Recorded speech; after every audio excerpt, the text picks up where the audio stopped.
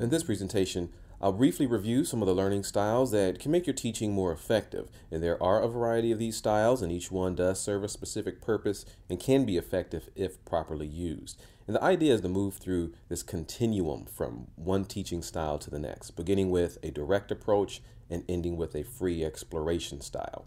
You may find that you spend more time using one particular style than another, and there's nothing wrong with that. Each style can and should be used when it's best needed, so don't think that one is more important than another or one is better than another. You'll find that for most introductory activities or beginning lessons, you'll use a direct style, and depending upon the class and the lesson, you'll probably jump from one style to another. So familiarize yourself with each learning style and understand when and why it's best to use each one. The direct style is probably the most widely used, and this is the most teacher-controlled style of teaching. And with this style, the teacher has planned exactly how the lesson should progress, and they direct that progression. The teacher explains what should happen, they demonstrate, they provide an example of how it should happen, and oversee all of the components of a lesson. With the task style, they're usually what we call learning stations for students. And a perfect example of this would be a circuit training activity, where you may have one group of students working on push-ups. At another station, they'll be working on stretching or flexibility. At a different station, they may be doing jump rope. And you can create as many stations as you want. And students perform a specified activity or skill at each station. And keep in mind that each separate station should be designed to focus on a bigger picture or a bigger task, and this makes it more meaningful. So for example, a basketball task style approach may include a dribbling station, a passing station. You may have one for each type of pass. It can have a free throw station and a running station, maybe an agility type station. And comprehensively, all the stations focus on some aspect of basketball, leading into being effective in playing a basketball game. The mastery style learning focuses on the outcome of progressions. So students begin with a basic or simple skill and progress to a more complex skill. And this can be any combination of skills, as well as helping students participate in a game activity. So for example, in order for high school students to play a game of lacrosse, they need to know how to first straddle the ball. And this is running with the ball in the lacrosse goal without dropping it. They need to be able to pass the ball, and this can be done from a stationary position and while running. Each has its own skill challenges. They can move from receiving a pass, then shooting for accuracy. And so all of these things take a natural progressive step into being able to play a game. And this can take some time, but each step is vital to teach and learn before allowing the students to move on to another aspect of the game. So some may be ready to move on to the next challenge in a few days. Others maybe a few weeks, and some may never be ready to move on. But allow the students to work at their own pace and master one skill before going on to the next. The individualized teaching style focuses more on cognitive development than skill development.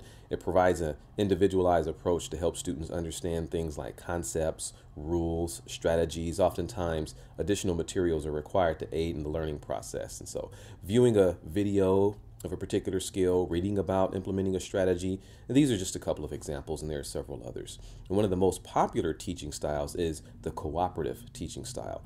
And this is usually due to the high number of students in a physical education class. So with large class sizes, it's easier and more effective to group the students up to encourage them to learn from one another. And with this style, students collaborate, they help to develop social skills, they learn conflict resolution.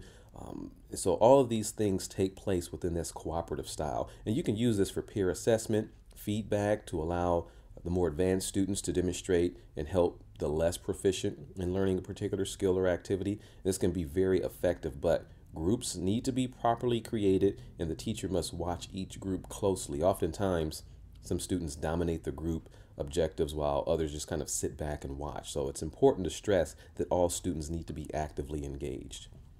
With the inquiry teaching style, the teacher guides students through learning and understanding information by giving them a series or a list of questions to think through.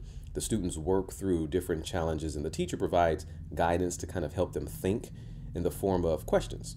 So for example, you may want students to work together in a group and learn how to communicate and problem solve. They can be provided with a challenge to, for example, move a group of 5 students from point A to point B, but only 4 legs can be touching the ground at the time.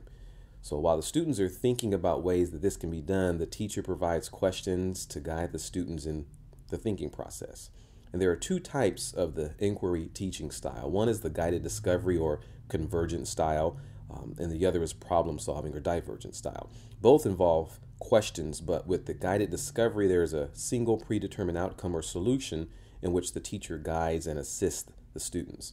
With the problem solving style, an initial question or challenge is presented, and the students have to work and solve the problem or solve the challenge themselves.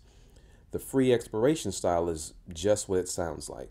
This is effective to use for younger kids especially. You provide some equipment and allow children to experiment with different ways to use it. For example, what skills can kids learn using a balloon? You can allow students to develop new skills using balloons, play with them, just kind of experiment with those things. And the teacher's role in this style is really limited. The student basically learns with little guidance, of course, different ideas or concepts. The teacher generally encourages the kids, motivates them, and allows a natural learning to take place. And so with the free exploration style, it's just what it sounds like. So that will do it for this presentation. As I mentioned before, there is a time in which each teaching style is effective, and you shouldn't try to spend all of your time using one particular style. Vary your teaching styles, vary your methodologies, try new things, and always keep the kids wondering what's next, and then you'll be more effective.